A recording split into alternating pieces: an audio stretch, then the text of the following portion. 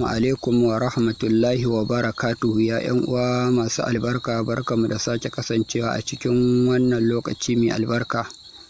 Barkamu da sake saduwa a cikin wannan shiri namu da za mu gabatar da a yau na yadda za ka mai da Facebook ɗinka ya koma followers. Sau da dama mutane sukan yi mana wannan tambayoyin dan Allah ta yaya za su mai da Facebook ɗinsu ya koma followers kamar yadda suke ganin shauran na mutane a matsayin followers. To insha Allahumma rabbi ku biyo mu cikin wannan shiri, za ku ga yadda za ku mai da Facebook ɗinku ya koma followers kamar yadda kuke ganin na shauran jama'a. To da farko dai abin da za ka fara yi shine za ka nemi application ɗinka na Play Store, sai ka shiga cikinsa. Bayan application ɗinka na Play Store ya buɗe maka, sai ka yi searching ɗin Facebook.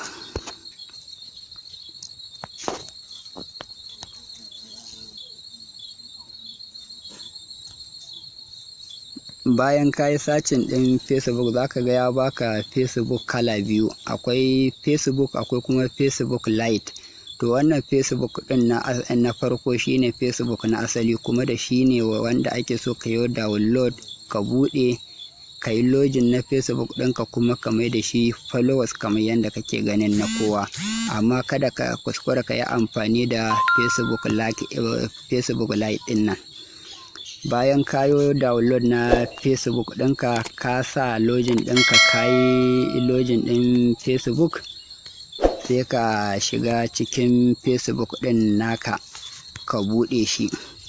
Bayan ka yi login ɗin ka buɗe cikin Facebook ɗin naka, ka shigo cikin Facebook ɗin naka, abu na farko da za ka yi sai ka taɓa wajen wannan hoton naka, yanda zai baka damar shiga cikin profile ɗin naka kamar haka, sai ka taɓa shi.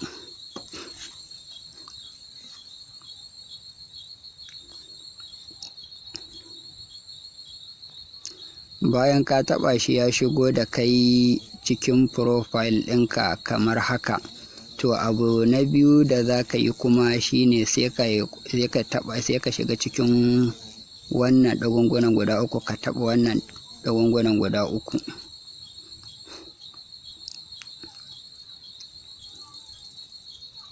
Bayan ya kawo ka zuwa nan, to gashi yanda za ka zo ka shiga, sai ka janyo wannan ɗinka zuwa sama.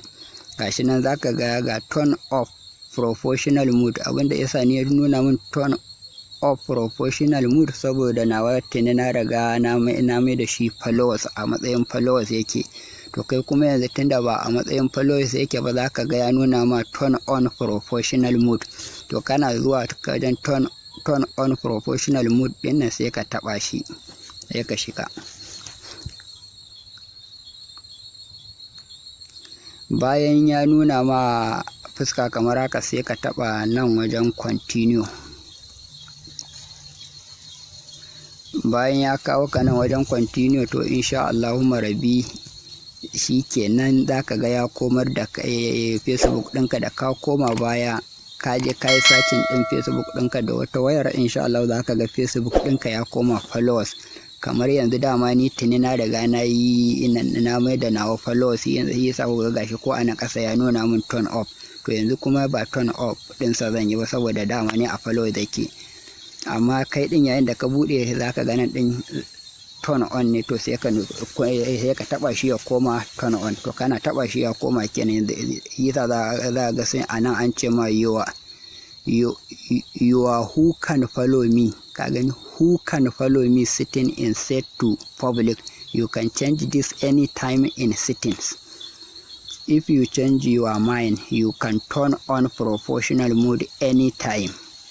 To insha Allah yanzu Facebook ɗinka ya koma followers kamar yadda kake ganin na kowa a matsayin followers. Kuma duk wanda ya yi sacin Facebook ɗinka yana so ya wani ɗinka a matsayin followers, za ka ga ka karɓe shi kuma a matsayin following zai kasance a tare da kai. Wannan ita ce hanyar da ake bi ake mai da Facebook followers insha Allahumma rabbi. Assalamu alaikum wa rahmatullahi wa barakatuhu. Dan Allah kar ku manta ku yi mana subscribe na wannan channel tamu ta Danjuma Hausa TV domin samun ƙwarin gwiwa yi muku bidiyoyi irin waɗannan da ma wasu makamantansa insha Allahumma. Assalamu alaikum wa rahmatullahi wa barakatuhu.